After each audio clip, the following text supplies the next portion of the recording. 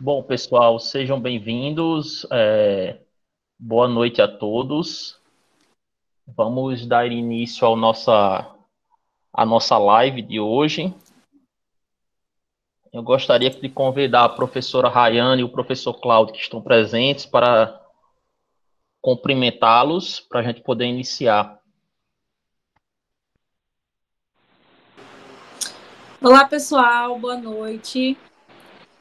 Vocês me ouvem bem? Sim. Perfeitamente. Ótimo. Então, hoje vamos falar, sobre dados abertos e controle social. Para quem não me conhece ainda, eu sou professora Rayane, da área de contabilidade pública, do campus de Tomé Açu, contadora e mestre em contabilidade também, certo? E a gente vai estar hoje mediando esse evento, fazendo comentários. Ao fim do evento também espero poder dar alguma contribuição. Tá bom? E desde já estou aqui, estou lendo os comentários. Desejo um bom evento a todos. Ao professor Raimundo também, muito obrigada. E eu desejo que todo mundo tenha hoje uma noite de conhecimento, que a gente possa discutir os principais tópicos desse assunto tão relevante dentro da nossa sociedade hoje. Então, professor Cláudio, com você.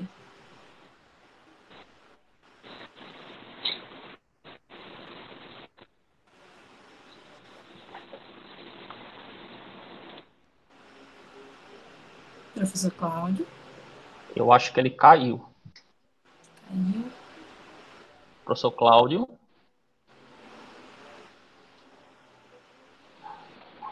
Ele está oscilando, está entrando e saindo aqui.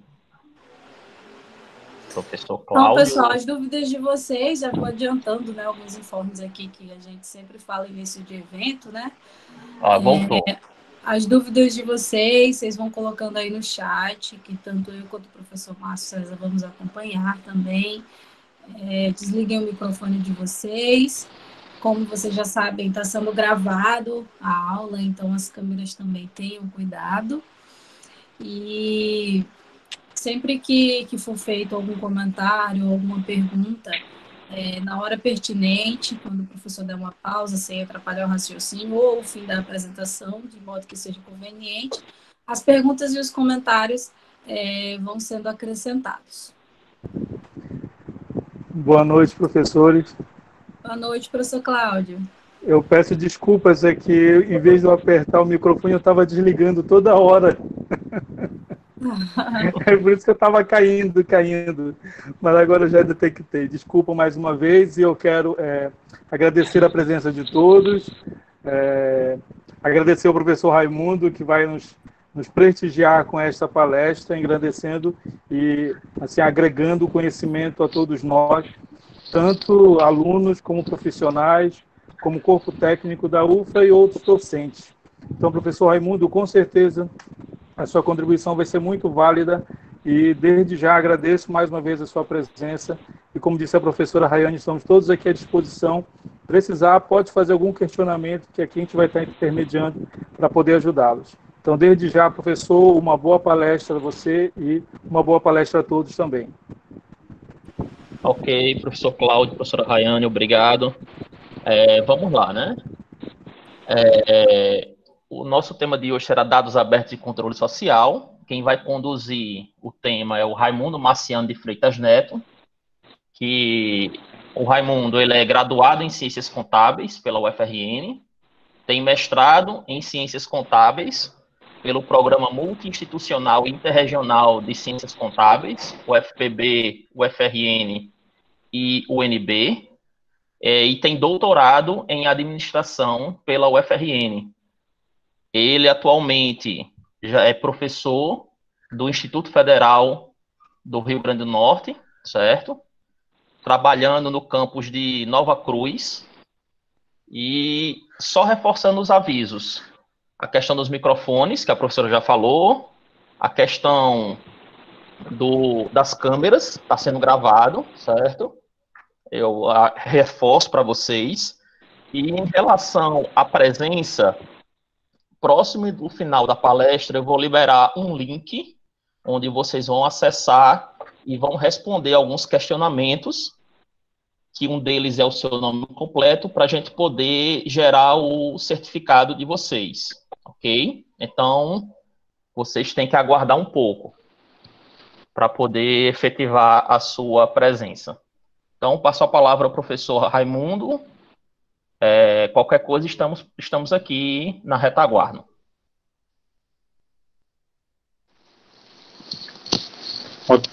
Agradeço ao professor Márcio pelo convite. É uma honra poder estar falando desse tema tão relevante para a nossa sociedade.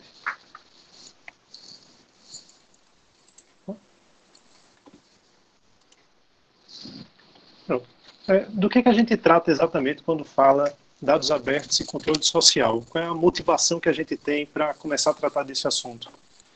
A gente pode ver aqui o impostômetro. Ele tem uma medida, uma estimativa de quanto a gente já arrecadou de imposto agora em 2020. Então, já está indo para a casa do trilhão, e a gente precisa, de alguma forma, ser capaz de verificar como é que esse dinheiro está sendo usado e está sendo retornado para a sociedade. Então, se nós temos condição de ter dados para fazer essa avaliação, a gente acaba podendo fazer um controle pela sociedade muito mais interessante. Então, a gente olha em alguns portais da transparência que deveriam fazer esse tipo de divulgação e tem alguns tipos de falhas que chegam a ser até engraçadas. Você entra lá na parte de despesa com o pessoal e não aparece nenhum servidor. Obviamente, isso não corresponde à verdade, então a gente precisa ficar fazendo esse monitoramento para reportar esse tipo de problema ou bug que aconteça e corrigir isso e podermos efetivar o controle. Além disso, nós temos que nos apropriar do que está sendo dito nas normativas para ver o que é que nós temos direito a acesso. Por exemplo, os municípios têm de informar escala de trabalho de médicos e dentistas. Então, se eu vou lá na UPA, eu tenho que ter conhecimento de quais médicos deveriam estar lá para poder verificar se, de repente, a falta ou a insuficiência de atendimentos é causada pela não ida do profissional naquele dia. Então, aqui algumas coisas que são feitas pelo próprio ente governamental e pela ação popular. A CGU, muito recentemente, fez um cruzamento de base de dados para identificar pagamento irregular do auxílio. Então, ela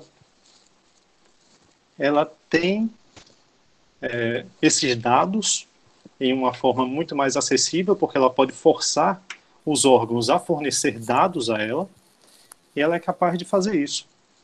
E quando a gente olha para os dados que eram necessários para fazer a requisição, a Caixa diz o seguinte: preciso de nome completo, CPF, data de nascimento, nome da mãe e um celular que não é necessariamente vinculado à própria pessoa para receber um SMS e terminar o cadastro.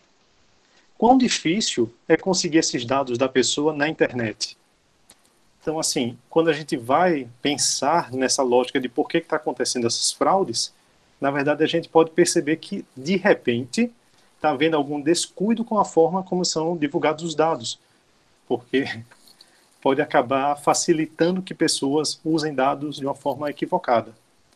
Por outro lado, a gente tem ações populares muito positivas, como o pessoal da Brasil.io faz um super banco de dados, fazendo cruzamentos muito interessantes com informações relacionadas o dataset Sócios Brasil. Eles pegam todos os QSAs da Receita Federal, juntam com os gastos diretos, com os gastos dos deputados, e vão tentando estabelecer quais são as relações das pessoas. Quando você bota o seu CPF lá na plataforma do Brasil.io, você consegue ter muitas informações acerca de uma pessoa que isso está sendo disponibilizado. Então você tem uma ideia de como a gente pode fazer cruzamentos e encontrar coisas muito interessantes. Então, isso é uma atividade interdisciplinar, que a gente pega uma união de muitas coisas que não cabem nessa bolinha. Então a gente tem a contabilidade por excelência para entender os orçamentos públicos, nós temos o direito para entender as normativas, nós temos uma área que está crescendo demais, que é a área de jornalismo de dados. como o pessoal do Fiquem Sabendo, que a gente vai conversar mais na frente, a área de geografia, economia, ciências sociais, administração, vi que tem bastante pessoal de administração aqui, ciências biológicas, é um caso interessante, principalmente nessa época de Covid, e que está sendo debatido muito como é que está sendo a transparência das informações da doença.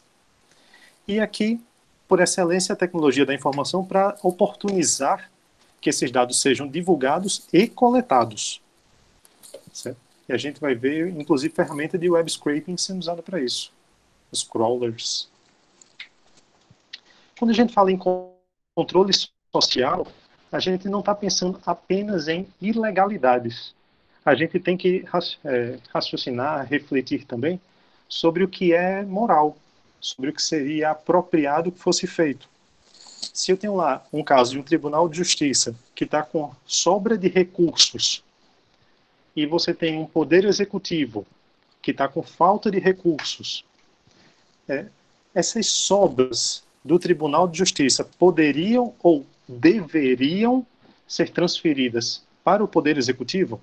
No estado do Rio Grande do Norte já houve esse debate, até a título de empréstimo para ser pago depois de volta, e isso acabou não ocorrendo de uma forma interessante. Então, quando a gente pega os dados para analisar, a gente tem acesso a esses dados para tentar poder analisar, a gente é empoderado como cidadão. Então vamos para algumas definições. O que são dados abertos de fato? A palavra aberto, nesse nosso contexto, significa que qualquer pessoa pode acessar, usar, modificar, compartilhar livremente e com qualquer propósito. É no máximo requerido que a fonte seja citada. Eu tenho licenças abertas que elas tratam de attributable, ou seja, que você tem que referenciar a pessoa que lhe disponibilizou, que lhe providenciou aqueles dados. E o controle social vai dar essa participação da sociedade na administração pública com o objetivo de acompanhar, fiscalizar ações do governo, a fim de solucionar os problemas e assegurar a manutenção dos serviços. Então, é basicamente a nossa função como sociedade de estar acompanhando isso, para a gente não estar limitado a ver alguns empresários dizendo: eu não quero pagar imposto porque eu não vejo retorno. Mas notem que o imposto é necessário para que a máquina funcione e a gente quer que a máquina funcione. Então, ao invés de dizer não vou pagar imposto porque não vejo retorno, vou pagar imposto e vou cobrar para que aquele imposto seja usado da melhor forma possível e a gente tenha uma sociedade muito mais efetiva, muito mais em funcionamento. Para isso, é muito desejável que os dados sejam interoperáveis. O que é que vai significar essa interoperabilidade?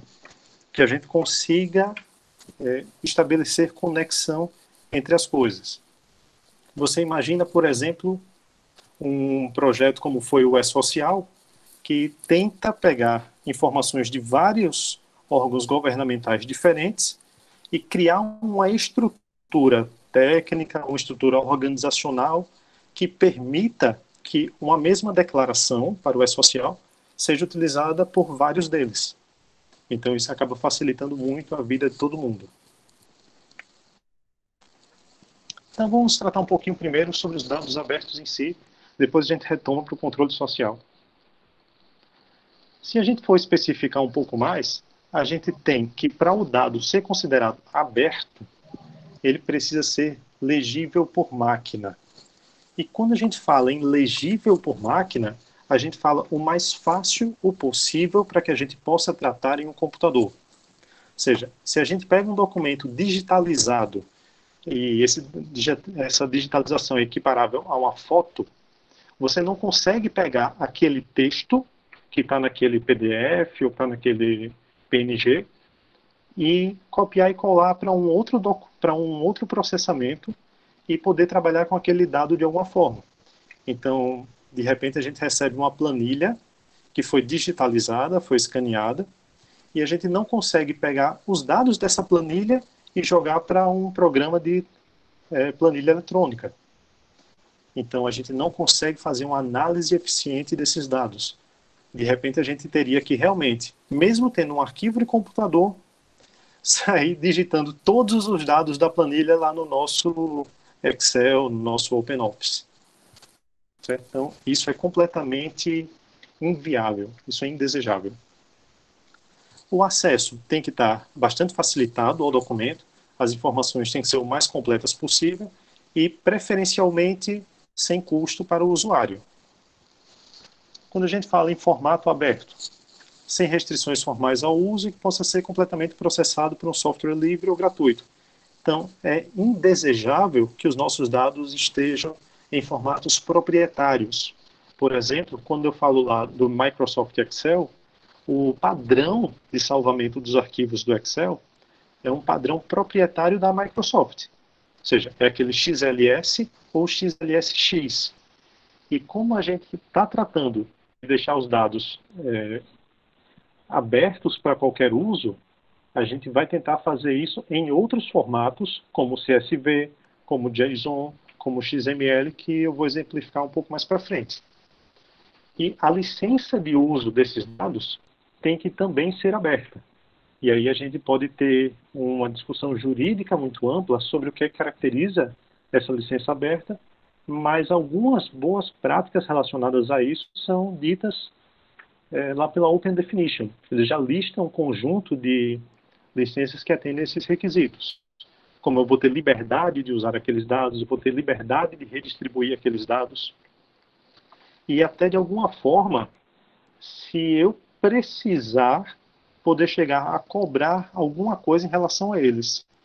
Então, eu posso ter uma plataforma de disponibilização de dados abertos que requeira uma infraestrutura de servidor grande demais para que eu possa, como pessoa física, arcar sozinho com isso. Eu estou querendo fazer uma ação de ajuda para a sociedade e teria que acabar gastando do meu próprio bolso dinheiro demais.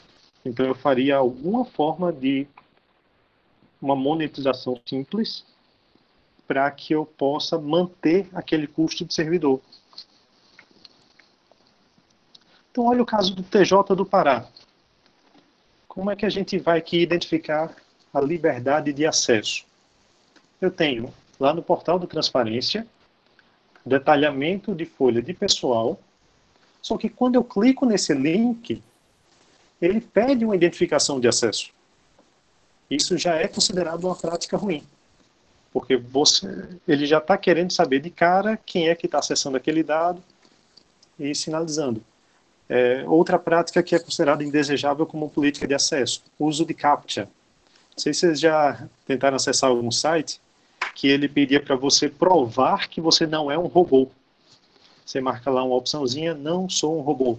E algumas vezes ele vai pedir para você identificar algumas fotos. Marque onde é que tem o semáforo. Você clica nas fotozinhas e ele vai tentar identificar se você é de fato um ser humano. Mas isso a gente entende como sendo uma limitação ao acesso e isso acaba sendo indesejável. Em questão de legibilidade, nós temos aqui o arquivo referente às cotas parlamentares dos vereadores de Natal, ou seja, uma verba que eles têm extra para alguns gastos relacionados à atividade parlamentar específica. Esse arquivo ele é disponibilizado em PDF, em um formato que você não consegue copiar e colar para tipo nenhum de planilha e fazer um processamento de dados, e acaba atrapalhando muito o trabalho. Eles também não disponibilizam nenhuma forma de você baixar esses arquivos em massa. Então, eu quero os relatórios de cotas parlamentares de todos os vereadores para um determinado ano. Não consigo. Tenho que sair baixando cada PDF um a um. Então, a gente vai ver que existe já um projeto independente, feito por desenvolvedores de Natal, para tentar fazer a abertura desses dados. Pegar uma forma mais prática de você fazer esses downloads em massa e de você tê-los em um formato considerado aberto, ou seja, que permita a população a fazer as análises de alguma forma. Então, você vai tentar usar esses dados com alguma outra aplicação, não consegue facilmente. Isso é uma evidência de transparência? Acredito que sim. Se você analisar aqui, nós vamos ter os gastos que foram feitos por essa vereadora. Mas se a gente falar especificamente como um dado aberto, aqui não está considerado dentro das boas práticas.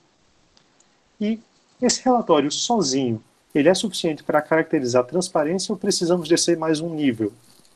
Você tem aqui combustível lubrificante da Quirino e Souza, você tem aqui material de expediente escritório, escola, escritório e livraria.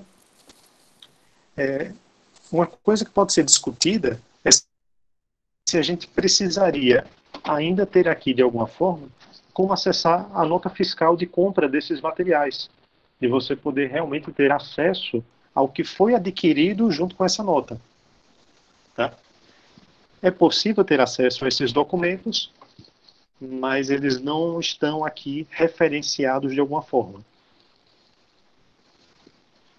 Lá na Câmara dos Deputados, a nível federal, nós aqui já vemos uma prática um pouco melhor.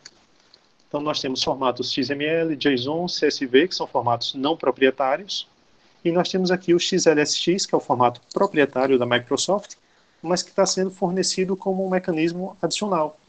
Então, formatos diversos, incluindo tipos abertos.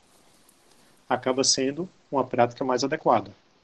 Só uma curiosidade para vocês, qual o limite que um deputado federal pode gastar?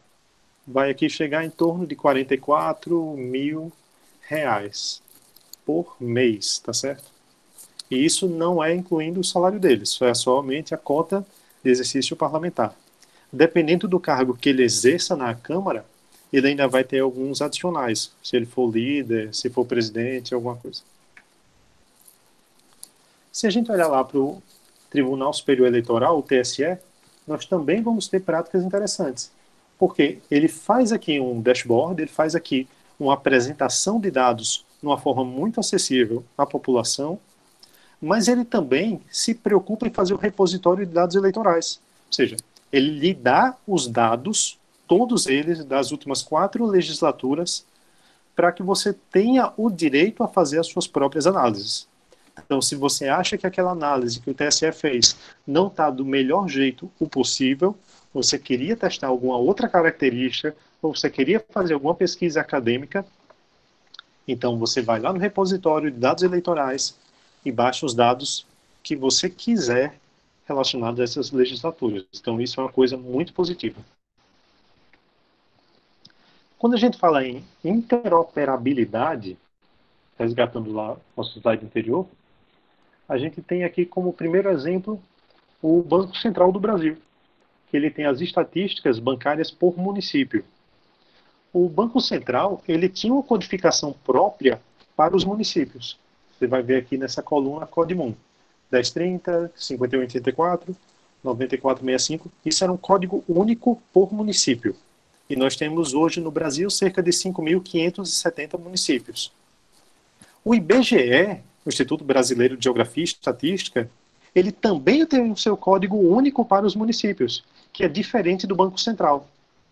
Então, imagine o tamanho do problema que seria você ter que sair cruzando os municípios do IBGE, com o código do IBGE, com o código municipal do Banco Central. Porque a forma como se escrevem os nomes dos municípios nem sempre vão estar exatamente iguais. Então, se você quer fazer algum cruzamento computacional e, de repente, o município de Feijó, no Banco Central, está sem o acento e no IBGE está com o acento, não vai dar certo. O sistema não entende essa diferença.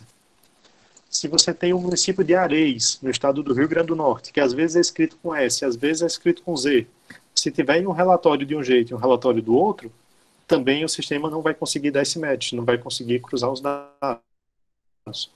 Então, é preferencial que tenha algum código numérico para isso, como esse identificador único, que caracterize aquele município. Lembrando, inclusive, que às vezes os municípios mudam de nome. Como eu tinha o município de Baixa Verde, que passou a ser João Câmara depois de alguns anos. Certo? E aí, quando eu quero falar realmente em interoperabilidade, o Banco Central me apresenta os dois códigos. Se eu tenho informações do Banco Central, eu vou usar esse código. Posso cruzar com outra coisa do próprio Banco Central. Se eu tenho alguma informação que eu coletei no IBGE, eu pego por aqui. Se eu pego dados do Tesouro Nacional, que tem lá o sistema SICONF, que apresenta os relatórios de gestão fiscais dos municípios. O relatório de gestão fiscal apresenta o código do IBGE. Então, seria possível fazer o cruzamento dos dados do Banco Central com os dados do IBGE, com os dados do SICONF, tudo para que eu possa ter uma facilidade de cruzamento de informações e fazer as minhas próprias análises. Então, isso é interoperabilidade. Um segundo exemplo, aqui na Secretaria do Tesouro Nacional, eu tenho os controles de obrigação da dívida pública, são as contragarantias oferecidas pela União para os municípios e para os estados. E aqui você vai ver como é que está o nome dos municípios. Município de Santos, município de Rio Grande.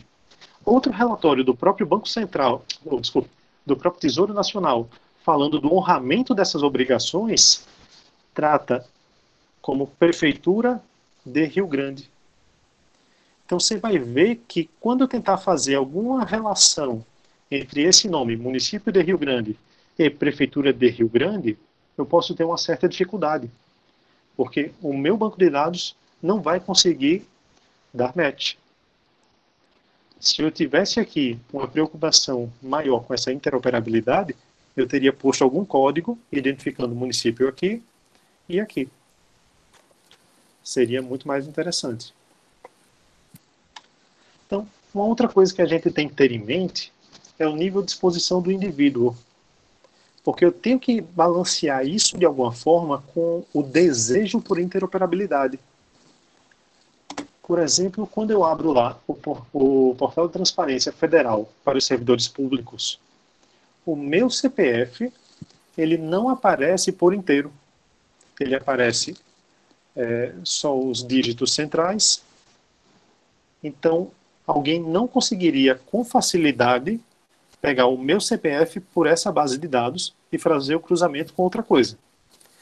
Aí a gente tem um dilema que vai entrar na filosofia, no direito, que é a supremacia do interesse público em relação ao meu interesse como indivíduo.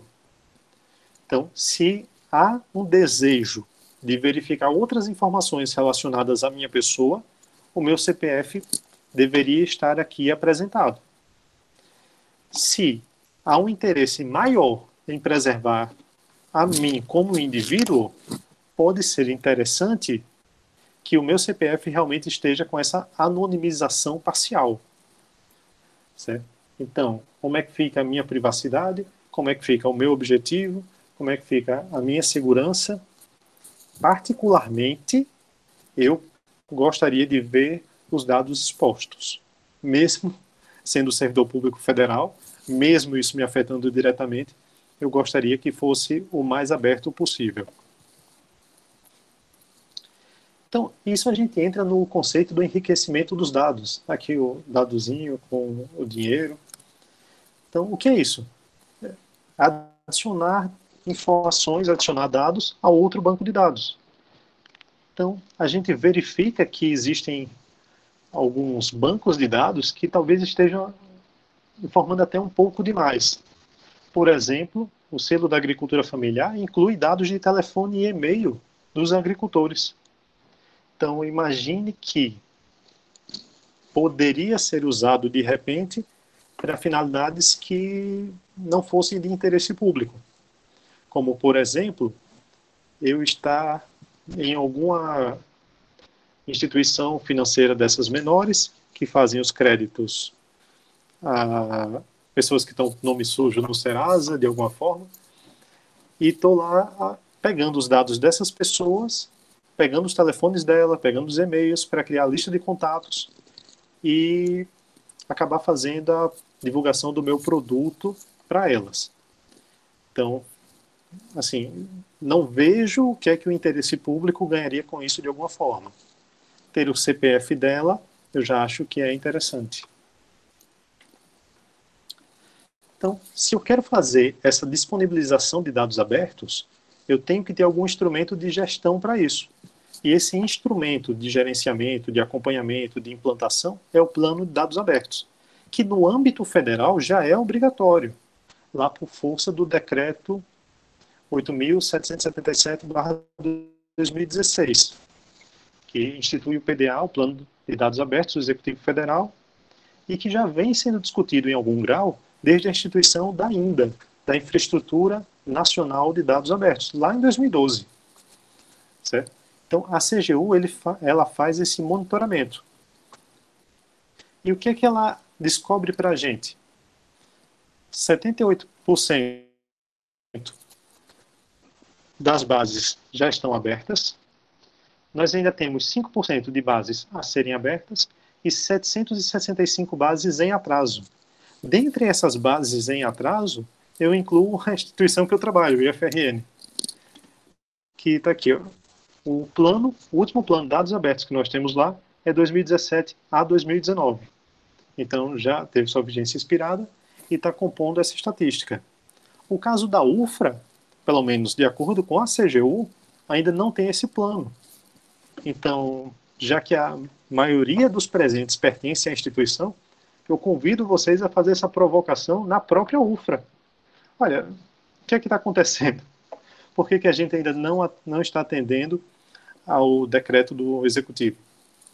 E tem uma pequena ironia nesse documento, talvez não esteja dando para ver muito bem, mas o fundo dele não é um fundo branco, ele é um fundo meio amarelado, meio alaranjado, que é característico de um documento que foi escaneado. Então, o plano de dados abertos do próprio Instituto, ele não é disponibilizado de uma forma que eu consiga pegar aquelas informações e botar em um outro arquivo. Eu tenho que digitar aquelas informações em uma outra planilha para processar, certo? Então, assim, para quem for fazer aí TCC, artigo, iniciação científica, eu adicionei algumas sugestões de pesquisa ao longo dos vários slides. Então, vale a pena dar uma olhada em algumas coisas. Por exemplo, fatores associados à regularidade dos planos de dados abertos no âmbito federal. Então, o que está acontecendo para que tenha isso? Eu tenho uma hipótese de que não é muito crível que seja por falta de recurso. Se eu vou falar de municípios pequenos, de interiores, eu posso acreditar que lá ainda não tem uma infraestrutura ou um capital humano suficiente para implantar isso. Mas na rede federal, eu acho menos provável. E aí seria o caso de alguém realmente se debruçar sobre o tema e tentar provar isso empiricamente. Seria muito interessante ver o resultado desse estudo. Então, em que ponto a gente pode chegar a dizer que nós temos maturidade em relação aos dados abertos? Então, foi feita uma análise, e não é minha, tá? Tem aqui a fonte disso. E chegou-se à seguinte conclusão. As coisas estão disponíveis sobre uma licença aberta, é apenas a primeira etapa, ou seja, você teria apenas uma estrela. Você botou lá um PDF, esse PDF é possível de ser usado, mas ele ainda não é o instrumento mais adequado. Para ganharmos a segunda estrelinha, a condição anterior mais, disponível como os dados estruturados, legíveis por máquina. Então, nós temos um arquivo Excel, ao invés de uma imagem escaneada. Só que qual é o problema do arquivo Excel? Formato proprietário. Para ganharmos a terceira estrela, basta nós tirarmos o formato proprietário. Ou seja, começarmos a disponibilizar como um CSV, como um JSON, como um XML. E essa meta, nós sermos 3 estrelas, eu considero ela sendo perfeitamente factível. Ou seja, é uma meta que dá para ser alcançada em curtíssimo prazo. Para chegarmos a 4 estrelas, aí nós teríamos que ter instrumentos de referenciação de todos os dados. Então isso já não é uma coisa tão trivial e nem de tão fácil uso pela população. Então é interessante porque todos os dados vão estar realmente identificados, eles vão estar como se fosse com uma tag, com o identificador próprio deles, mas isso já exige um outro tipo de esforço para gerar esses RDFs. E por fim, nós temos dados em contexto, dados conectados, que é a meta máxima lá do Tim Berners-Lee. Então, exemplificando aqui, O nível mais baixo seria um PDF, que passaria para um XLS, para um CSV, um RDF e, por fim, um Linked Open Data. Então, algumas boas práticas nessa divulgação. O uso de APIs ou Web Service. Então, a gente criar plataformas que permitam mais facilmente baixar esses dados, que tem como ponto positivo. É mais fácil extrair os dados assim. Então, se vocês acessarem, de repente, o SICONF, existe o formato normal do SICONF e existe a API do Data Lake do SICONF. Quando você entra no SICONF usual, que as pessoas normalmente acessam, você vai ter acesso a muitos documentos, mas você não tem acesso a baixá-los em lotes, em massa. Então, por exemplo, eu estou fazendo um trabalho e estou usando os dados municipais. E esses dados municipais, nós temos 5.570 municípios e nós temos relatórios periódicos para cada município. Então, nós temos relatórios bimestrais de RRO, nós temos relatórios com outra periodicidade para os RGFs e para os DCAs, que são anuais. Se eu fosse baixar, vamos dizer, 5.570 municípios, vezes 6 bimestres para as RROs, vezes 4 anos, vai dar facilmente mais de 100 mil dados. Imagine ter que baixar 100 mil planilhas lá no SICONF. Não seria um esforço trivial. Agora, pelo Data Lake, é perfeitamente factível fazer isso, porque eu faço uma programação em loop e fico solicitando, fico fazendo requisições desses dados. O downside, a parte negativa disso, é que nós temos que ter conhecimentos básicos de programação, apesar de que são apenas conhecimentos básicos. Qualquer programador iniciante na linguagem R consegue desenvolver isso. Por outro lado, é necessário demais que a documentação para fazer isso seja apresentada. O SICONF, ele te dá o caminho das pedras para que você faça as requisições no Data Lake deles. A Câmara dos Vereadores de Parnamirim está na fase de implantação do Web Service dela. Mas se você tentar analisar o que você precisa preencher para fazer as requisições, não está informado no manual de acesso à base de dados. Então, a base de dados fala o que é uma despesa empenhada e quando você entra no mecanismo para fazer a solicitação, ele te pede códigos. Não tem encanto nenhum esses códigos. Então, usando os artifícios da Lei de Acesso à Informação, já faz 18 dias que eu solicitei essa lista de códigos necessários e ainda não recebi a resposta. O prazo da lei é 20 dias, então eles ainda estão no prazo, ainda podendo prorrogar por mais 10. Então, tenho muito interesse nesses dados, especificamente porque sou do município de Parnamirim, mas ainda não tenho o devido acesso a eles. Então, o formato dos arquivos é um ponto que eu tenho batido bastante, que é um formato aberto. Por que isso? Se eu faço aqui um entendimento de leitura por máquina, de legibilidade por máquina, eu quero arquivos que tenham semântica para computadores. Então, se eu vou para um XML, não sei se vocês vão conseguir ver muito bem, mas o XML tem esses nomezinhos aqui marcados em azul, que eles são identificadores para cada informação fornecida. Então, eu vou olhar aqui a sigla do partido, o código de legislatura, a descrição, o fornecedor, o número. Então, isso aqui são documentos relacionados às cotas parlamentares dos deputados. E quando eu quero trabalhar com esses dados, me é muito conveniente que esses dados sejam identificados dessa forma semântica, para que eu possa pedir ao computador essas informações especificamente.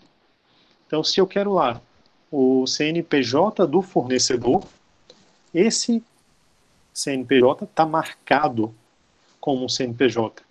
Então, o computador sabe o que procurar com muita eficiência. Então, isso é desejável. Mais desejável muito do que um PDF, que não traz esse tipo de atribuição. Quando eu vou para o JSON, ele também tem essa lógica. vocês olharem os nomezinhos aqui nesse púrpura, esse lilás, ele também traz essas tags.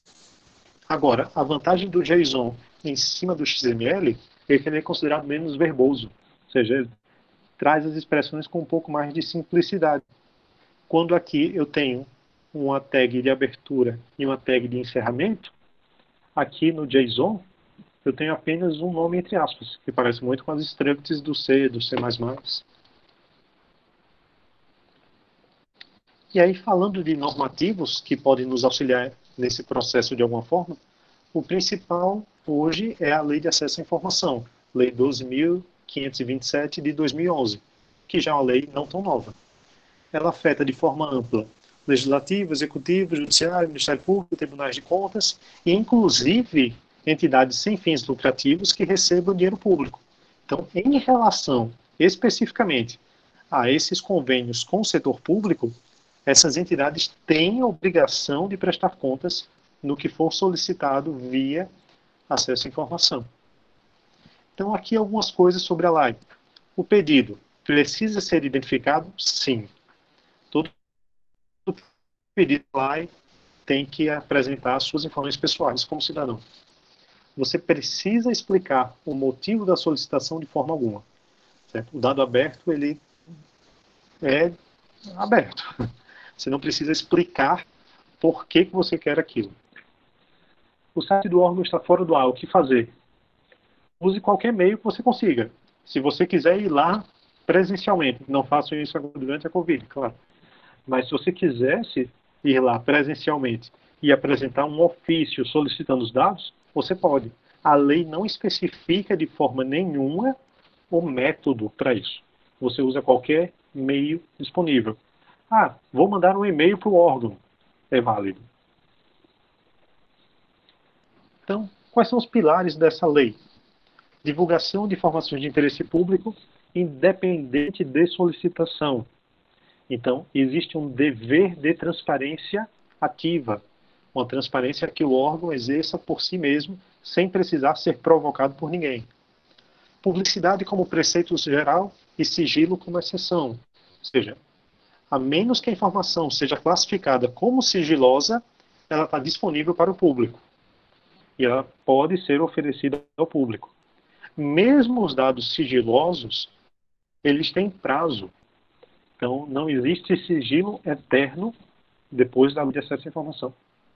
Fomenta o desenvolvimento da cultura de transparência na administração pública, desenvolvimento de controle social e utilização da tecnologia da informação. Com um pequeno lembrete que, se eu estou pensando em transparência ativa, eu tenho que pensar em quem é o meu público e, dependendo do local, reconhecer as condições de acesso tecnológico. Então, prioritariamente, utilização da tecnologia da informação, mas, dependendo do caso, posso também usar de meios offline, meios físicos, para disponibilizar informação para chegar.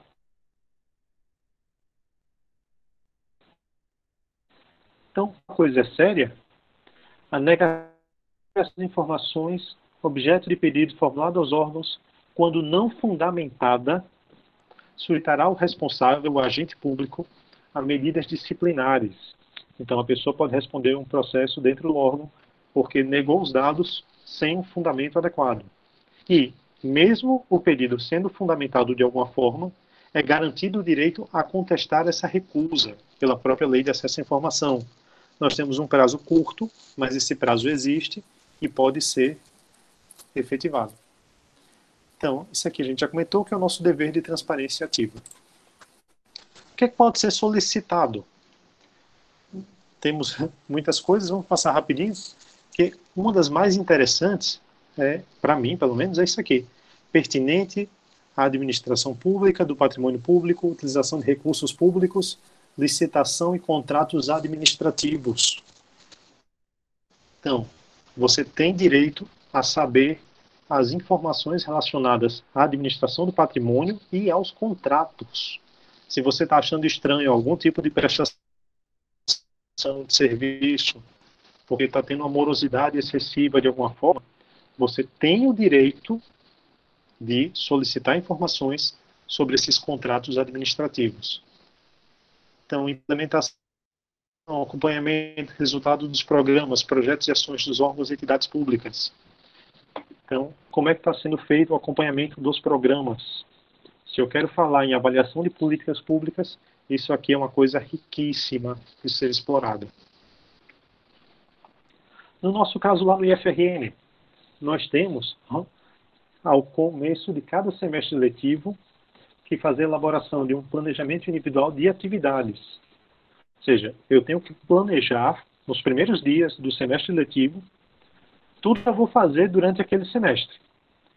E o meu chefe imediato, no caso meu diretor acadêmico, ele vai aprovar esse plano ou pedir alguma modificação, e esse documento é um documento interno para a gente.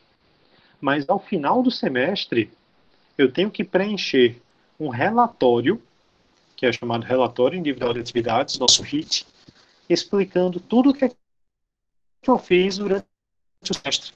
Ou seja, se eu cumpri as atividades planejadas e o que é que eu fiz além disso ou a menos do que isso, por que eu fiz isso. Ou seja, um relatório circunstanciado das informações. E todos os relatórios individuais de trabalho são divulgados no nosso sistema acadêmico, que é aqui na UF, eu acredito que vocês usam o CIGAR, mas lá no IFRN a gente usa o SWAP. Então, qualquer plano, qualquer relatório, na verdade, relatório individual de trabalho dos docentes, fica disponibilizado para a comunidade. Então, não é necessário que alguém faça uma solicitação de acesso às informações do meu trabalho, por exemplo, porque eu já tenho por dever, em transparência ativa, de fazer um relatório informando o que eu fiz. Então, uma das ferramentas que podem ser usadas para fazer essas solicitações é o ESIC, que é o mecanismo para solicitar dados, que aí vai acabar sendo um mecanismo para essa transparência provocada. Então, alguns órgãos, eles disponibilizam o resultado das consultas anteriores. Você tem lá a Prefeitura de Porto Alegre, a Prefeitura de São Paulo, ela já dá resultados de de solicitações anteriores, para que não seja necessário que o cidadão repita elas. Então já fica lá divulgado. E lá no fórum de discussão, dadosabertos.social, já existem algumas dessas bases listadas, e nesse site do Perdidos, não é Perdidos, também são divulgadas algumas solicitações feitas. Se você fez alguma, você entra lá, chamados de pedidos, cadastra essa solicitação para que outras pessoas conheçam o que é que está sendo solicitado. Então, também uma dica de pesquisa. Tentar identificar alguns padrões nessas respostas dos órgãos. Porque imagina, eu tenho prefeituras diferentes, com cabeças diferentes, e uma delas está negando uma informação que outra prefeitura acabou cedendo ao público. Então, qual é o nível de entendimentos divergentes entre os agentes públicos? Também acho que seria um relatório interessante de ser apresentado. Algumas dificuldades reais envolvendo essa implantação dos dados abertos. Considerando que a CGU fornece um sistema de ESIC para os municípios, o município pode fazer a solicitação para participar do ESIC da CGU, então ele não precisaria criar do zero, nada próprio. E o SECAM oferece uma plataforma para o portal de dados abertos, então você também não precisa começar do zero o seu portal, você pode usar como base o sistema do SECAM. O que é que ainda falta que isso seja concretizado? Imagino que nos municípios, pelo menos, infraestrutura, então pessoal realmente capacitado para fazer isso. E quando eu falo municípios, eu não me refiro às capitais, me refiro realmente aos municípios menores. Vontade e interesse do gestor público e pressão populacional, que eu acredito que seja mais do que nossa obrigação fazer. E aí eu boto também, já que a gente está aqui com o público majoritariamente universitário, de que forma a gente pode contribuir com essa sistemática. Tanto da forma de criar plataformas para monitorar o estado de implantação dessas políticas de dados abertos, como para auxiliar, de fato, a implantação, com capacitações para isso, Vi que tem um pessoal aqui de licenciatura da computação. Então, de repente, como é que está sendo feito um processo instrucional para os agentes públicos e que possa realmente levar a essa implantação a acontecer. Então veja que quando a gente discute especificamente dados abertos, a gente não está falando de informação. A gente está falando de dados, que são uma forma muito mais crua do que existe. E aí, não é porque eu estou numa batalha por pedir dados abertos que eu preciso me dar por satisfeito com isso. Eu posso entender que também é interessante que os gestores públicos, que os órgãos públicos, eles façam divulgação de informações. Se você lembrar lá do caso do TCE, que eu apresentei recentemente, eles tinham tanto o repositório de dados institucional, como eles tinham dados tratados em informações para facilitar o acesso do cidadão. Então, a ideia é que a informação não seja a única coisa apresentada, mas não é que ela deixa de ser necessária, que ela deixa de ser importante. Eu quero, além da informação, os dados, para que eu possa fazer a minha própria análise. Então, no caso do RN, inclusive eles estão fazendo alguns projetos na forma de explicar à população sobre orçamento público e finanças públicas, como o projeto RN Mais Fácil. E qual é a ideia? Às vezes, mesmo a produção de informações não é clara o bastante para que o cidadão entenda o que está acontecendo ali. Então, esse tipo de iniciativa de explicar sobre as próprias informações ainda é muito interessante. E quando a gente fala em dados abertos, a gente não está limitado a dados abertos governamentais. A gente também pode tratar de outros tipos de dados, como eu trago aqui os casos das empresas fechadas, que já estão com a central de balanços funcionando, e as companhias abertas, que também já estão disponibilizados na CVM, em CSV, os dados de balanço patrimonial, DRE, DMPL, DVA, DFC. Então, até o tempo da minha graduação, se eu precisava dos dados financeiros, eu tinha que sair coletando de empresa a empresa. E hoje em dia, a CVM já disponibiliza um grande CSV, que é uma planilha eletrônica legível em Excel perfeitamente bem, com todos esses dados, o que é simplesmente maravilhoso quando você pensa em análise de informações financeiras. Então, voltando especificamente ao aspecto do controle social. Como é que a gente poderia pensar em alguma forma de uso dos dados do QSA-CNPJ, ou seja, dos dados do quadro de sócios do CNPJ? Eu tenho aqui uma empresa licitante, que ela tem o seu quadro de sócios e administradores. Isso aqui é um leãozinho, tá? Simbolizando a Receita Federal, onde eu posso capturar que são os sócios das empresas e comparar de alguma forma com a relação de servidores do município ou do estado para verificar o que é que nós temos aqui em comum. Só que nem sempre o próprio sócio tem algum vínculo com a entidade pública. Então eu precisaria, além disso, verificar por uma análise de redes sociais qual é a relação dessa pessoa com o ente público. E aí entra novamente nas questões éticas. Isso é considerado invasivo? Isso é considerado ético?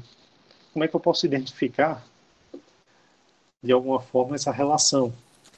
Então, tanto eu estou aqui falando em análise de redes sociais como metodologia científica que existe, como realmente explorar as redes sociais, o Instagram, o Facebook das pessoas e verificar se de repente aparece citado como irmão um servidor público, algum pregoeiro que tem aqui algum sócio. Se é citado como cunhado, se é citado como cônjuge. Só que fica ainda uma certa questão a ser resolvida quanto à ética desse processo. Então, se eu vou pensar nos cargos comissionados dos servidores dos municípios, normalmente o prefeito não indica um cargo comissionado no seu próprio município. Se ele está com uma intenção negativa, ele tende a fazer uma relação cruzada para disfarçar essa relação.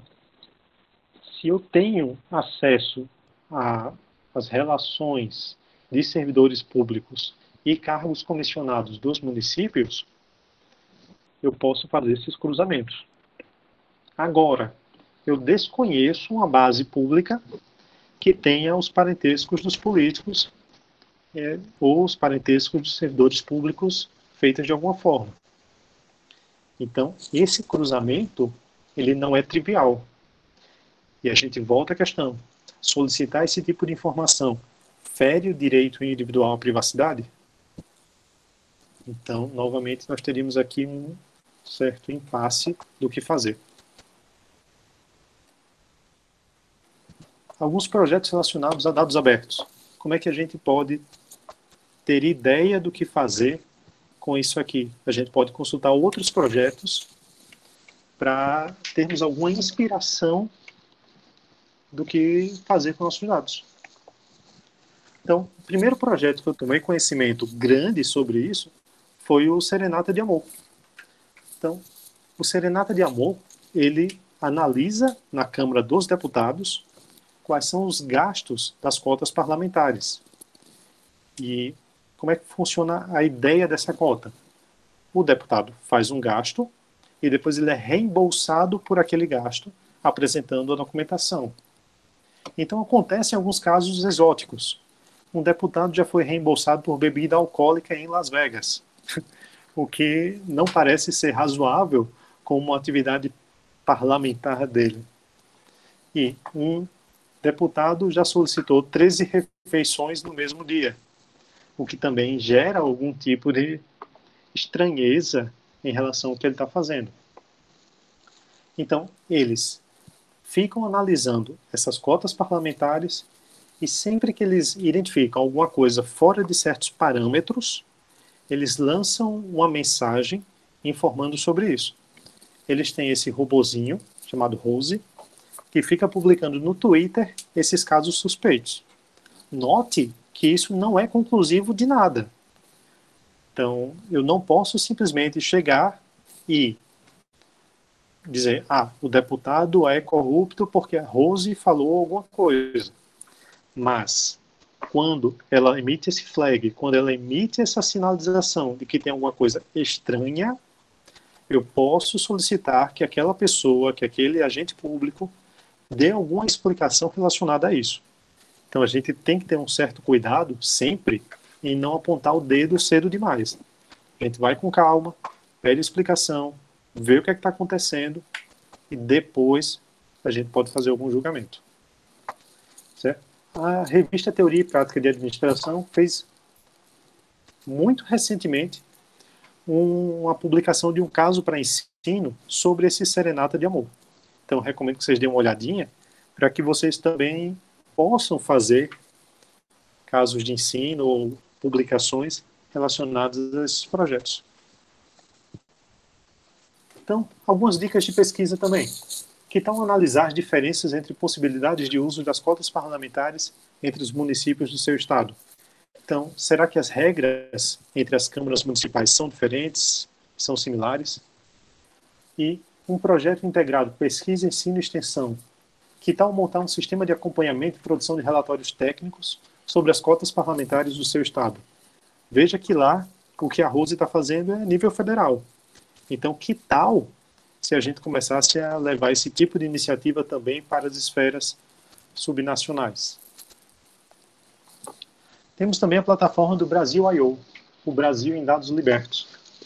É um repositório de dados públicos disponibilizados em formato acessível e eles tentam pegar bases de dados que não estão seguindo as boas práticas e tornar isso mais utilizável pelas pessoas. Então, um esforço muito grande que eles tiveram foi de abrir os dados do CNPJ. A Receita Federal, ela tinha uma consulta individual, ainda existe essa consulta lá no site, de que eu podia pegar um CNPJ e acessar as informações dele, saber se o CNPJ está ativo, saber o CNAE da empresa, saber se é uma sociedade limitada, sociedade anônima. Só que começaram a fazer a Receita Federal realmente disponibilizasse o conjunto inteiro dos CNPJs. E aí, quando esse arquivo veio, depois de muita luta, havia tanta dificuldade em disponibilizar isso que chegaram a mandar por pendrive para uma das pessoas que estava fazendo a solicitação do acesso à informação.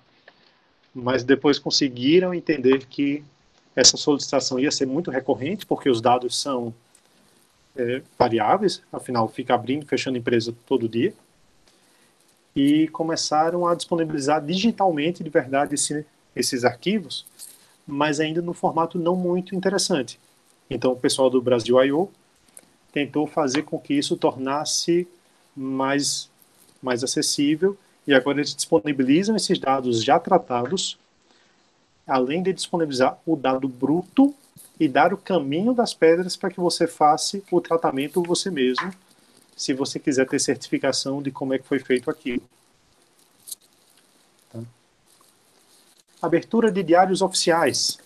Então nós temos lá o Querido Diário, que ele tenta fazer isso para todos os municípios do Brasil, mas ainda é um projeto em andamento. O Diário Oficial Crawler, que é somente para o estado do Rio Grande do Norte, é um projeto em Python para fazer apenas o download dos diários. Então, o governo do estado disponibiliza em PDF no site e eles criaram um aplicativo para baixar esses dados. Só que esse ponto ainda não é considerado um ponto de abertura de dados. A gente está apenas facilitando o acesso. Ainda tem um outro caminho a ser trilhado até que a gente realmente considere como aberto. E se a gente pesquisar lá no GitHub, que é uma plataforma de projetos de programação, nós temos 64 repositórios listados, somente tratando de diário oficial. E aí seria interessante ver se existe algum para o seu estado ou município, para ver se essas informações estão sendo disponibilizadas à população da forma mais tratável possível. Então, quando a gente lembra lá que a ESIC ela obriga a identificação da pessoa, nós temos também casos em que alguém pode se sentir desmotivado a se identificar. Então, se você tem algum tipo de constrangimento, você tem essa outra plataforma que é o Queremos Saber, que eles fazem o pedido por você e depois te passam o protocolo para que você faça o acompanhamento. Então, eles fazem esse cadastro via o CNPJ deles, da organização mantenedora desse projeto, e o lado ruim disso é apenas que não dá para fazer um recurso em caso de negativa. Certo? Porque como a ideia é que o processo seja todo anônimo, certo? A sua relação com o Queremos Saber é anônima, eles não têm como garantir depois que é você que está fazendo aquele recurso. Então fica uma coisa meio desvinculada nesse sentido. Mas só de ter a possibilidade de fazer a tentativa inicial já é um mérito muito bom. O projeto Fiquem Sabendo, que eles são uma plataforma de jornalismo que ficam fazendo vários pedidos de acesso à informação e montando reportagens em cima disso. E eles criaram essa newsletter quinzenal, que é o Don't Lie to Me, uma brincadeirinha com a palavra lie e o verbo mentir em inglês, para ficar divulgando essas reportagens que são feitas. Então, relacionado a dados ambientais, relacionados aos dados de ficha suja e vários outros que eles conseguem pela Lei de Acesso à Informação. A base dos dados também é um projeto colaborativo em que eles tentam fazer o máximo de catalogação de dados possível. Então, veja, enquanto o Brasil I/O ele está tentando realmente pegar as bases de dados e hospedar, eles tratam e hospedam. O base dos dados, eles não querem fazer o armazenamento. Eles querem te proporcionar um link mais completo possível para que você já caia em cima da base de dados dentro do disponibilizador oficial delas. Então, eles só fazem esse vínculo com aquilo. No Congresso, estamos medindo como deputado. Sim, é uma plataforma para ver no Congresso Nacional quem são os deputados que estão mais alinhados com as causas das mulheres. Então, juntaram-se várias associações para analisar esses projetos, fizeram uma pontuação de quais projetos são favoráveis, são negativos, e criaram um ranking para eles. Se a propositura de um projeto relevante, então é pontuado positivo. Se a votação a favor desse projeto relevante, também há uma pontuação positiva. Se o projeto é considerado como negativo, pontua negativamente, e quem vota a favor desse projeto negativo é pontuado negativamente. Então, eles montam uma estrutura para fazer essa análise. E, felizmente, eles botam o download da base de dados. Então, eles permitem que você olhe para os projetos e você faça o seu entendimento. Dados abertos de Feira de Santana e Maria Quitéria. Então, o município de Feira de Santana, ele disponibiliza as leis municipais no portal Dados Municipais, portal leismunicipais.com.br. E lá você não tem uma forma simples de pegar o acesso a todas essas leis. Então, foi solicitado via SIC, por esse grupo, o acesso a todas as leis. Eles receberam um arquivo zip com todas elas, mas num formato que eles não estavam conseguindo processar de forma adequada. Então, converteram para JSON, que é aquele formato que eu falei que era considerado dentro das boas práticas, e foi publicado para que as outras pessoas possam ter acesso.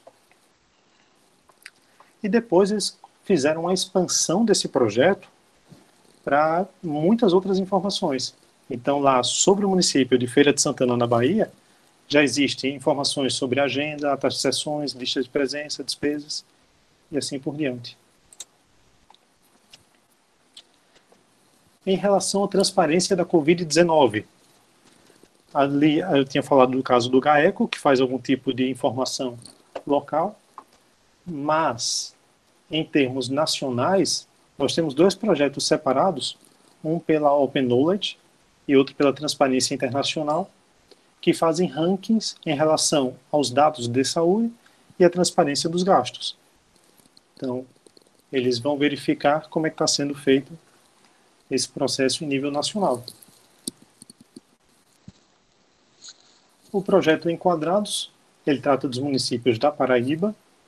Também não encontrei link para download, mas ele faz um trabalho muito curioso em relação ao perfil das câmaras municipais, em que eles fazem uma estimativa do tamanho da área do prédio da Câmara e a quantidade de funcionários lá nessa estrutura e quanto de espaço tem para cada um trabalhar.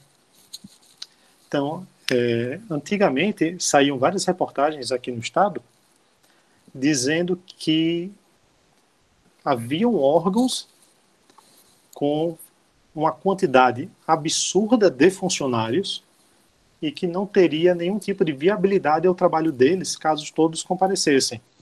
Ou seja, havia um indicativo de funcionários fantasmas no órgão, pessoas que apenas assinavam o ponto, mas nunca tinham dado expediente lá de fato. Então, como é que fica essa relação nos municípios da Paraíba? Outra informação muito pertinente é a proporção de comissionados para o total.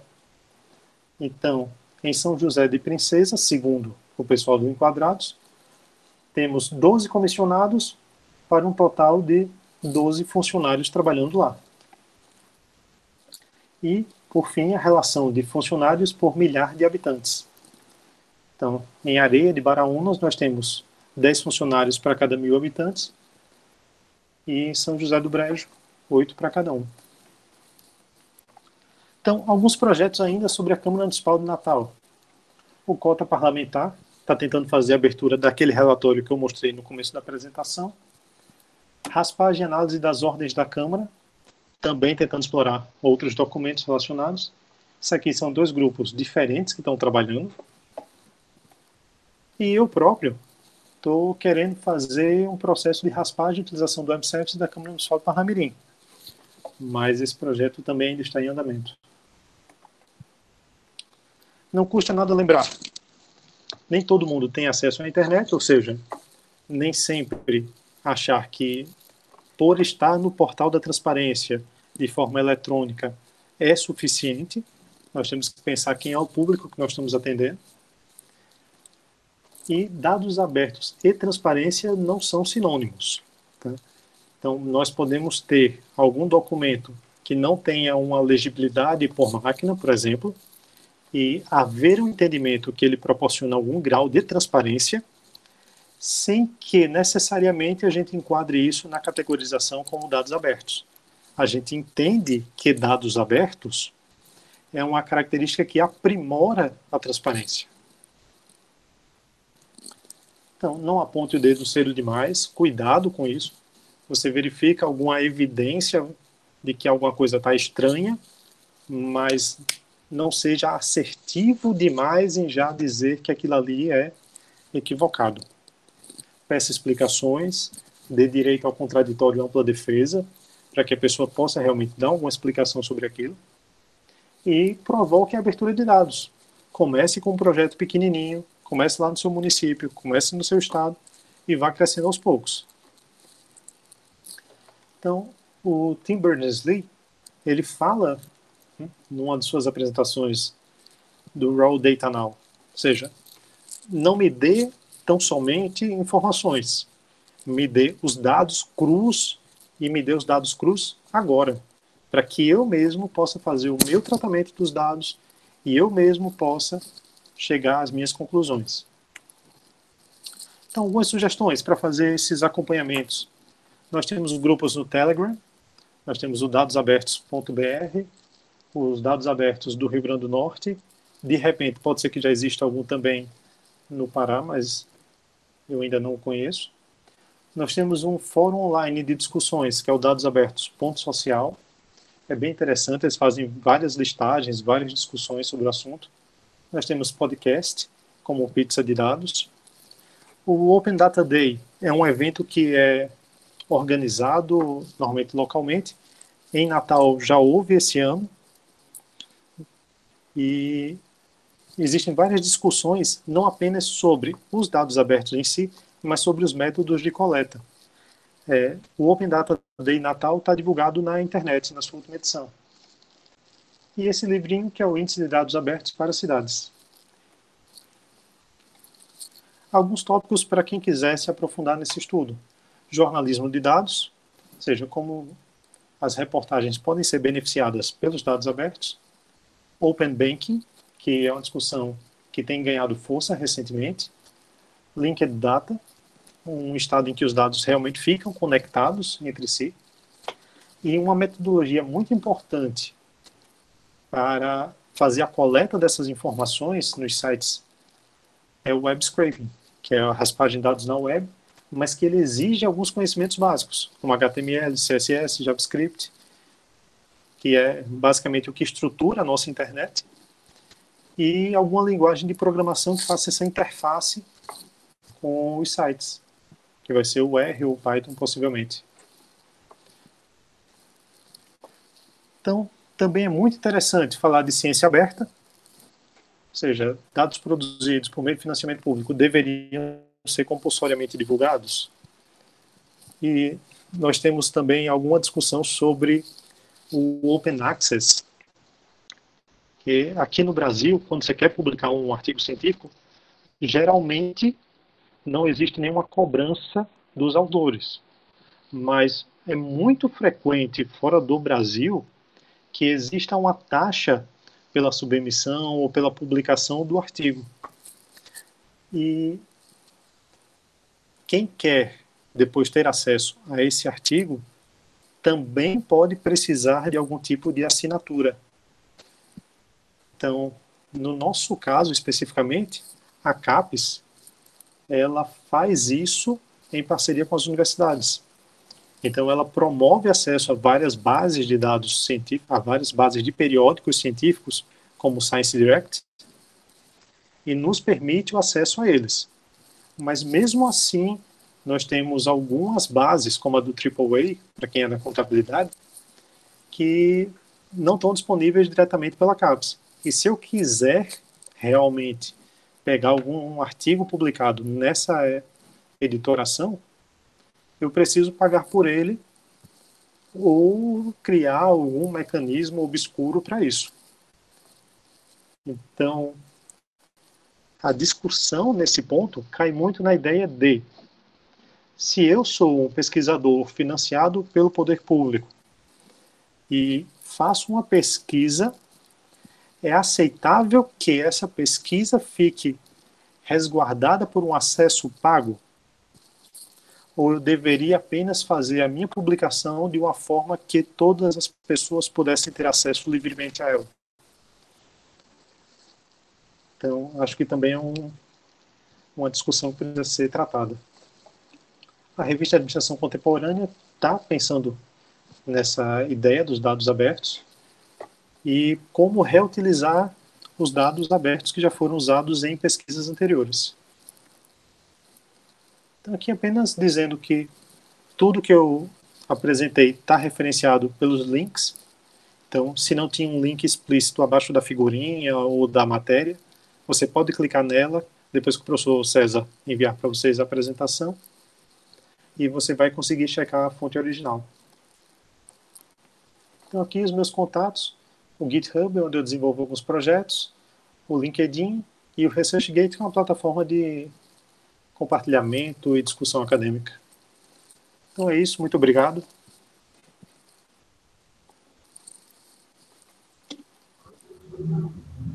Obrigado, professor Raimundo. Antes de passar a palavra para a Rayane, eu tenho duas perguntas aqui que foram feitas, certo? Só um minuto. Raimundo, o Quintino Gaia, não sei se eu estou pronunciando corretamente o nome dele, ele fala, caso possível, ele fez logo no início essa questão, não sei nem se foi respondida no decorrer da sua fala.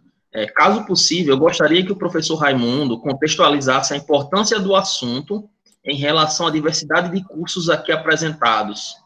Aqui representados, desculpa. Pronto. Então, olha, eu não tenho exatamente a lista de cursos, mas eu entendo que quando a gente fala em dados abertos, a gente está envolvendo um conjunto de possibilidades muito grande que excede amplamente os dados financeiros do governo. Então, existem plataformas de dados abertos meteorológicos, existem plataformas de dados abertos de saúde, existem plataformas de dados abertos educacionais. Então, cada área pode se beneficiar de alguma forma de que os dados abertos estejam sendo disponibilizados e disponibilizados da melhor forma possível para a população. Então, quem é da área educacional tem muito interesse, provavelmente, nos dados do censo educacional. Tem muito interesse em saber como é que está a qualidade do acesso a financiamentos públicos da educação. Então, quem é da área de saúde deve ter muito interesse em saber como é que está o panorama da Covid para fazer o seu próprio julgamento de quão precipitada ou quão acertada é a decisão de fazer a liberação do comércio. Então, penso que, sim, todo mundo possa se beneficiar em alguma forma de que essa cultura de dados abertos exista. Ok. Deixa eu fazer logo outra pergunta. O Quintino, também é o mesmo pessoa, ele fez outra pergunta na sequência, que foi: a folha de pagamento detalhada de uma prefeitura está inserida no rol do LAI? Qual o nível de detalhamento? Não, porque, assim, o acesso à folha de pagamento, com certeza. Isso aí as prefeituras, meio que por padrão, já disponibilizam. E Mas, assim, a nível imagine que, individual, por exemplo... Oi? a nível de por funcionário, no caso, a transparência federal, pelo menos, ela coloca, né? Isso. A federal está lá nos dados, inclusive o seu também, É, exato. todo aberto para quem quiser ver. Então, assim, os municípios deveriam fazer isso, tá? Então, o caso da Câmara dos Vereadores de Parnamirim, eu informo que faz sim. Então, não sei se é a realidade de todos eles, de fato, mas é para fazer. Agora, existe um limite às informações em relação ao que poderia exceder ao próprio servidor. Então, por exemplo, imagine que você tem uma prefeitura que tem um servidor, esse servidor tem um filho e a prefeitura faz um auxílio creche para o filho. Então, as informações do filho poderiam ser resguardadas em alguma forma. Ok. Só para registrar a presença do professor Ridalvo, da UFRN, ele está na live, e ele faz um comentário aqui. Parabéns, professor Raimundo. Excelente apresentação. Os exemplos são muito esclarecedores do potencial daquilo que se pode investigar. Ok? E tem outros comentários aqui. O Josué também fala que a maioria das prefeituras também publica no portal da transparência. Estou fazendo, ele fala que está fazendo uma pesquisa no Pará especificamente, e as prefeituras publicam por nome e por função. É o que o Josué coloca aqui, especificamente do Pará. Eu passo a palavra para a professora Rayane, certo? Se ela quiser fazer alguma explanação, alguma provocação, vamos dizer assim, do ponto de vista acadêmico para o nosso palestrante. Primeiramente, né, parabéns, Raimundo, pela apresentação. Aí estou concordando com todos os elogios feitos a você nos comentários, porque de fato foi uma palestra esclarecedora, com uma linguagem incrível. E eu achei fantástico durante a apresentação você jogar insights de pesquisa, né? Principalmente para mim, que trabalho com isso também. Foi bastante esclarecedor e, de fato, algumas informações, como não é a minha área, foi de muita utilidade. Então, primeiramente, agradecer, né, por compartilhamento aí do seu conhecimento. Foi muito boa a sua palestra, de verdade, gostei bastante. E o que eu gostaria de acrescentar é o seguinte: nós aqui, principalmente no Pará, e agora eu que estou aqui, né, não sei se você sabe, mas eu sou da Paraíba, da UFPB. Então, as minhas pesquisas Sim. eram por lá. E agora eu estou pesquisando aqui, no estado do Pará, e encontro todas essas dificuldades, algumas até que você pôde elencar aí, inclusive em relação aos dados de gasto com pandemia, que é muito complicado de encontrar, e existe já uma resolução onde os sistemas de contabilidade devem surgir uma subcodificação para os gastos relacionados à pandemia, mas que não estão sendo cumpridos pelos estados, pelos municípios, inclusive. Então, a gente solicita as informações, a gente vai nos portais de transparência, a gente vai até os sites, no Diário Oficial, e embora a gente esteja em um momento de utilização de créditos extraordinários, de modo, né, abusivo, podemos dizer assim, e necessário, nós não encontramos, de fato, as publicações, nós não encontramos a prestação de contas para a sociedade, principalmente. E agora, com essa leva de trabalhos acadêmicos, né, que muitos eventos periódicos abriram essa chamada especial para trabalhos relacionados ao Covid, foi que a gente viu que, de fato, existe essa barreira a ser quebrada, que agora, mais que nunca, que quando a gente precisa de transparência, que houve repasses, né, do governo federal para estados e municípios, que aí a transparência de via está em evidência e a gente percebe que existem diversos entraves nesse momento, e principalmente para separar, né, os gastos que foram feitos pela pandemia. E para mim, principalmente, que trabalho apenas com isso, com o que é divulgado, a gente se limita bastante, principalmente pela tempestividade das informações. Eu não consigo trabalhar com o poder preditivo da contabilidade pública se na minha mesa o meu objeto de estudo se trata de informações que são passadas há muito tempo e que já perderam sua utilidade. O que eu percebo é uma certa negligência em relação à lei de acesso à informação, em relação ao controle social, à intervenção da sociedade, né, no gerenciamento de recursos públicos, na divulgação. Esse lado é um pouco negligenciado pelos gestores. E eu, que já trabalhei também em prefeitura, eu percebo que esse não é o principal ponto de preocupação, embora seja um dos fatores de reprovação de contas, que coloque as notas do município que desçam, né, em relação a critério, credibilidade, mas não é o foco a questão da transparência. E sobre o que você comentou aí durante sua palestra, eu achei muito interessante a questão da intimidação sobre os CAPTCHAs, sobre aquela questão de validação, né, da gente clicar em imagens semelhantes, conforme a identificar quem está também, né, solicitando a informação.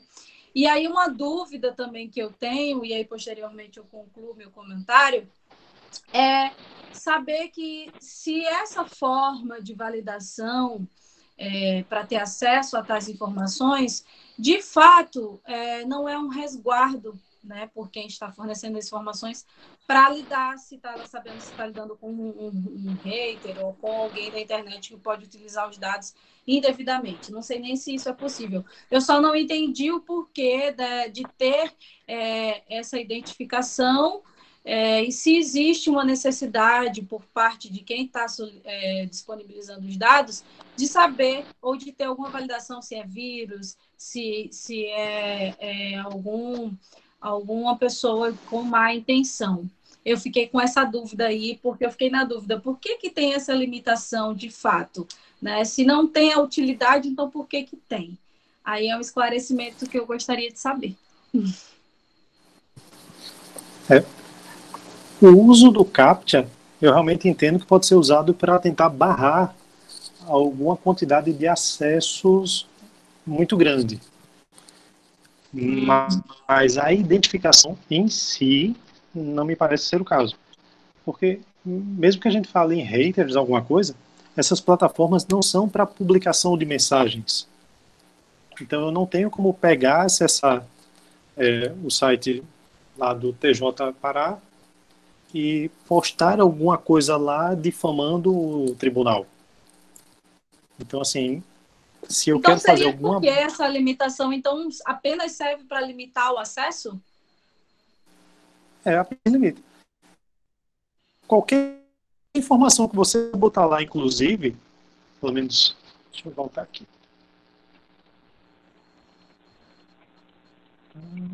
Pronto. Qualquer coisa que você botar aqui, ele vai aceitar, porque ele não faz uma validação.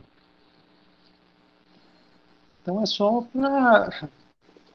para mostrar, eu estou coletando a informação sua. Isso é uma forma de limitar, de inibir, ou de dificultar o acesso à informação, né? Por que tem? Qual é o sentido de ter essas validações através de clique aqui para saber que você não é um robô, ou clique nas imagens e demonstre que você é humano, alguma coisa do tipo que eu já vejo em diversas entradas aí que a gente vai pela internet. E eu, de fato, nunca entendi porque que era aquilo, né? O que um robô faria com tais dados que a gente não poderia fazer. Mas você me esclareceu que é só pela questão do robô, esse do clique aqui.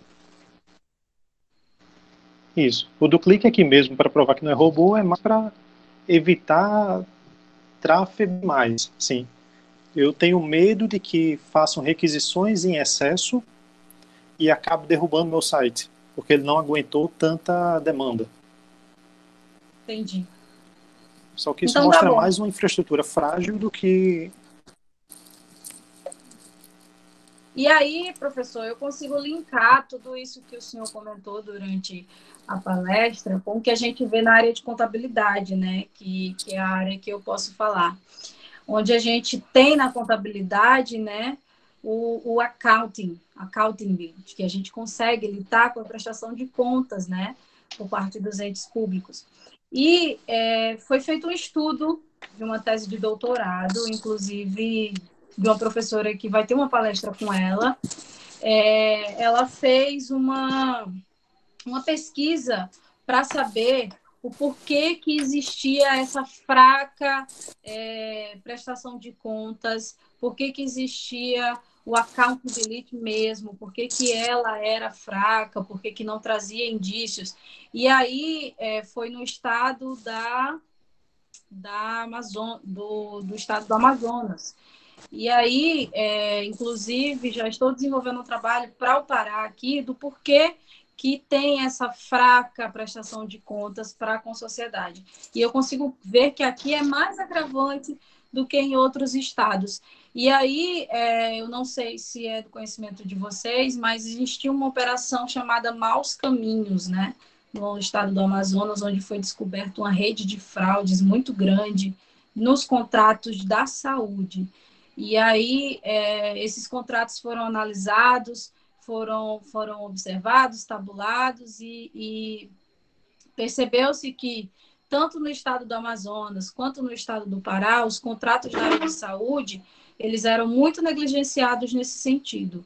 E aí também fica, né, como de sugestão para outros estudos, os contratos relativos à área de saúde. Se eu não me engano, aqui no Pará tem apenas 3 em exercício. E aí, esses contratos, eles têm uma prestação de contas focada mais na linha horizontal, que significa que os prestadores de serviço podem prestar contas apenas a quem está na sua linha de sucessão, apenas quem estão de servidores públicos para servidores públicos. Mas a prestação de contas horizontal, que seria, né, as empresas para a sociedade, para os usuários do serviço público, ela, de fato, ela não acontece. E aí eu posso também passar para o professor Márcio César para ele disponibilizar para vocês, que é muito interessante, principalmente quem se interessar pelo assunto, para dar uma lida nessa tese e, de repente, poder adaptar e aplicar em outros estudos aqui no Pará. E aí, professor, todos esses dados que o senhor trouxe também foi bastante útil, e aproveito respondendo ao colega sobre a questão de outros cursos. Todos nós somos usuários dos serviços públicos, pagamos impostos e merecemos, no mínimo, aplicação correta e prestação de serviços. Então, eu acho que o desconhecimento traz a ignorância. Na medida que a gente sabe onde encontrar, como encontrar e, de fato, exigir que seja disponibilizado, nós estamos exercendo a nossa cidadania de cobrar o que nos é por direito. Então, quando ele não disponibiliza, de fato, as informações dos gastos dos serviços públicos nos sites, ou de modo claro, não só fisicamente na Câmara, ou sobre empenhos, que na minha concepção, é uma linguagem mais técnica e de difícil acesso, e outro ponto que eu também estou estudando é essa questão da qualidade da informação. Será que ela atinge a todo mundo ou se ela é codificada a nível de plano de contas, né? Que uma pessoa sem conhecimento na área consiga identificar de fato os elementos da despesa, ou apenas pessoas que tenham conhecimento prévio. Ela não precisa apenas estar disponibilizada fisicamente na Câmara durante 60 dias, ela tem que estar clara, objetiva, no site de fácil acesso. Eu estou agora também, inclusive, desenvolvendo um trabalho para saber os gastos de pandemia, e eu tive uma dificuldade muito grande para saber quais foram os gastos que foram feitos exclusivamente para isso, seja da ação social ou seja da saúde. Não existe isso claro. E por informações, até o governador do estado do Pará está sendo processado por essa questão de falta de transparência. Então, de fato, é um assunto muito sério, um assunto que, se nós tivéssemos disponibilizado todos esses dados, hoje as pesquisas seriam mais fluidas e com certeza, as limitações que o professor encontrou aí de enviar e-mail e passarem 18 dias e ainda não responderem, não seria uma questão tão crítica. Avaliar, principalmente, o setor de custos dentro de uma prefeitura, dentro de um estado, eu preciso principalmente, além de transparência pública, eu preciso que seja respondido questionários. Isso também não é disponibilizado pelos entes públicos. Então, eu percebo que a pesquisa na área de contabilidade pública encontra uma limitação terrível, que é apenas a transparência, que é apenas a prestação de contas, a disponibilização dos dados, porque essa é a única forma que a gente tem de trabalhar, né? E aí, professor, tudo que o senhor aí comentou, a gente consegue ter uma conclusão de que os dados, eles são importantes, seja para as pesquisas, seja para termos ciências enquanto cidadãos, e que isso é um ponto a ser melhorado, a ser cobrado, a ser estudado, principalmente. E obrigada, né, por tudo que o senhor falou aí, de verdade, foi uma grande valia para todos nós aqui, aprendemos bastante hoje à noite. E é só isso, as minhas considerações. E quem quiser também trabalhar com esse assunto, já deixo aqui, né, a sugestão.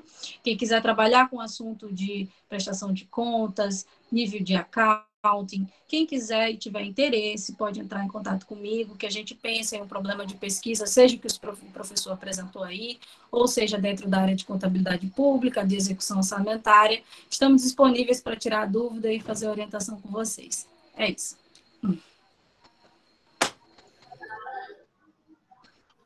Obrigado, professora Rayane. Já de antemão, eu levanto a mão e falo, eu quero. Tá certo. Professor... Pode deixar que eu tirei os prints aí das indicações do professor, todos os conhecimentos aqui que foram compartilhados, com certeza vai ser muito útil. Até, professor, pela questão de cobrança, a gente não sabe, de fato, o direito que a gente tem de resposta. Se eles não respondem, e aí a gente acha que está tudo certo, ou que pode ser assim mesmo, ou se conforma com isso. E não existe nenhum respaldo para nós, solicitantes de informações. E aí, quando a gente se pega na lei de acesso à informação, a gente já percebe que a gente tem mais poder coercitivo do que a gente imagina. Sim, professor. Não, na realidade, só complementando aí o que a professora falou, com relação à lei, né? A lei, que é a Lei de Acesso à Informação de 2011, ela veio justamente para ajudar nesse sentido das informações, tanto no sentido de informações como licitações, entre outras. E aí eu pergunto ao professor, a lei, no caso a Lei de Acesso à Informação, ela ajuda nesse sentido das divulgações, mas muita informação ainda é omitida. Então a gente também, como a professora disse, tem o poder de cobrar. Ela tem o poder de cobrar porque a lei, ela abrange o Estado, o Distrito Federal, os municípios, todos os órgãos para que eles nos passem essa informação, mas a gente não tem conhecimento. Então, será que para que a gente possa brigar por essas informações mais fidedignas, mais tempestivas, interessante a gente primeiro se respaldar sobre a lei, o que a lei nos ampara, para a gente poder, de certa forma, cobrar essa informação. Essa cobrança, ela acontece, professor? Se a cobrança acontece? Como assim? Se essa cobrança acontece junto aos órgãos, se a população e os pesquisadores em si se mobilizam para que essas informações sejam de fato colocadas tempestivamente, de forma correta, nos ambientes de accountability, de transparência do governo? Existe um canal, alguma coisa assim que a gente... Assim, existe as informações mínimas, inclusive pela LRF. Então, os municípios têm que fazer relatório de gestão fiscal, têm que fazer RRO, tudo, que é fiscalizado pelo controle mesmo. Agora, se eu quero informações que o município não divulgou voluntariamente, ou pela obrigação lá da Lei de Responsabilidade Fiscal, eu posso fazer a solicitação que eu quiser ao município, normalmente pelo canal do ESIC, e se por acaso o município não me der essa informação, eu vou fazer um recurso a ele, ou tentar por alguma outra instância fazer essa cobrança. Por exemplo, eu posso ir ao Ministério Público e pedir que o Ministério Público tente fazer uma intervenção por mim, solicitando isso junto ao município.